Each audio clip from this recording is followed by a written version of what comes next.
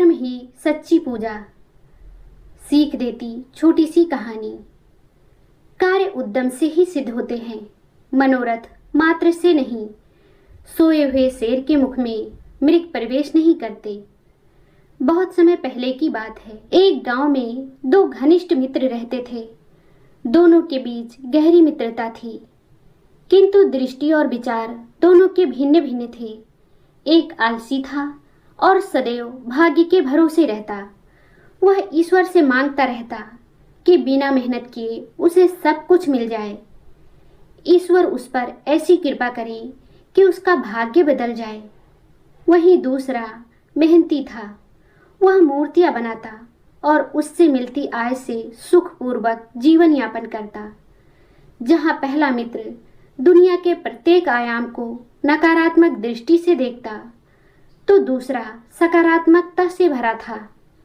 वो दिन रात मेहनत करता और अपनी बनाई मूर्तियों को बेचकर सम्मानपूर्वक अपना जीवन चलाता था। उसका विश्वास था कि ईश्वर ने हमें हाथ पैर और बुद्धि इसलिए दी है ताकि हम उनका सदुपयोग करें। वह अक्सर अपने मित्र से कहता, मित्र, केवल प्रार्थना करने से जीवन नहीं बदलता।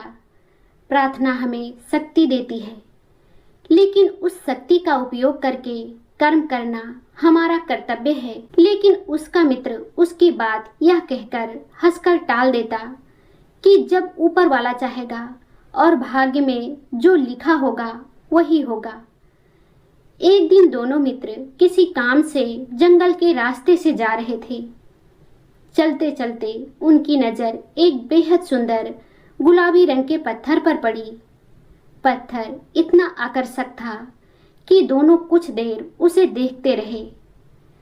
भाग्यवादी मित्र ने तुरंत हाथ जोड़ लिए। उसकी आंखों में श्रद्धा आ गई और वह पत्थर के सामने बैठकर बोला, हे भगवान, आज स्वयं आपने मुझे दर्शन दिए हैं। मेरी गरीबी दूर कर दीजिए। मेरे जीवन में सुख समृद्धि भर दीजिए। मुझे बिना मेहनत के धन प्राप्त हो जाए, ऐसी कृपा कीजिए। वहीं दूसरा मित्र चुपचाप उस पत्थर को ध्यान से देख रहा था। उसने पत्थर को उठाया, उलट पलट कर देखा और बोला, इस पत्थर में कुछ खास बात है। यदि इसे सही आकार दिया जाए तो इससे एक सुंदर मूर्ति बनाई जा सकती है।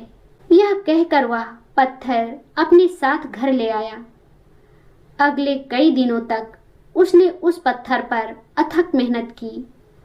वह पत्थर को तराशता, उसकी बारीकियों को संवारता और घंटों बैठकर सोचता कि मूर्ति को और सुंदर कैसे बनाया जाए। आखिरकार उसकी मेहनत रंग लाई। उस गुलाबी पत्थर से भगवान की एक अद्भुत और मनमोहक प्रतिमा तैयार हुई। मूर्ति इतनी सुंदर थी कि जिसने भी उसे देखा उसकी कला की प्रशंसा किए बिना नहीं रह सका। एक दिन एक श्रद्धालु की नजर उस प्रतिमा पर पड़ी।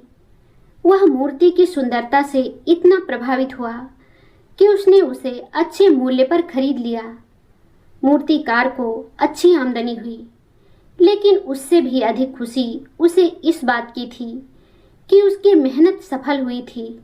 कुछ समय बाद एक दिन दोनों मित्र मिले और एक दूसरे का हालचाल पूछा। पहले ने दुख क्लेश प्रकट किया, किंतु दूसरे ने प्रगति व प्रसन्नता का समाचार सुनाया। पहला मित्र उदास हो बोला, मेरा जीवन तो वैसे का वैसा ही है। मैंने भगवान से बहुत प्रार्थनाएं की, लेकिन मेरी गरीबी और परेशानियां कम नहीं हुई।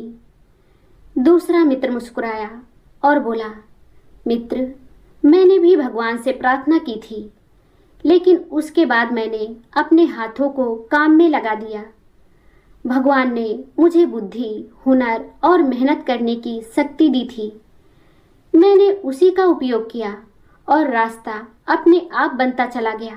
दरअसल पहला मित्र परिश्रम के बजाय भाग्य के भरोसे रहता था और दूसरा कर्म में विश्वास करता था और मानता था कि ईश्वर की सच्ची उपासना कर्मशीलता में निहित है। वास्तव में अपने समस्त कर्तव्यों का निष्काम भाव से समुचित निर्वहन ही कर्म योग है और यही सच्ची भक्ति या उपासना है। ईश्वर भी उसकी सहायता करता है जो अपनी सहायता खुद करते हैं। कहानी की सीख। दोस्तों, जीवन में केवल भाग्य के भरोसे बैठना मनुष्य को आगे नहीं ले जाता। प्रार्थना हमें विश्वास और शक्ति देती है, लेकिन सफलता के लिए उस शक्ति को कर्म में बदलना आवश्यक है। सच्ची भक्ति केवल हाथ जोड़ने में नहीं, बल्कि अपने कर्तव्यों को ईमानदारी और निष्ठा से निभाने में है। जो व्यक्ति अपनी सहायता स्वयं करने के लिए तैयार रहता है, ईश्वर भी उसके प्रयासों को सफल बनाने का मार्ग अवश्य खोलते हैं। कर्म ही सच्ची उपासना है और मेहनत ही सफलता की सबसे मजबूत सीढ़ी है।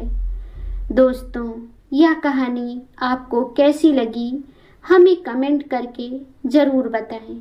अगर आपको ये कहानी पसंद आई हो तो लाइक ज़रूर करें, शेयर करें और चैनल को सब्सक्राइब करना ना भूलें।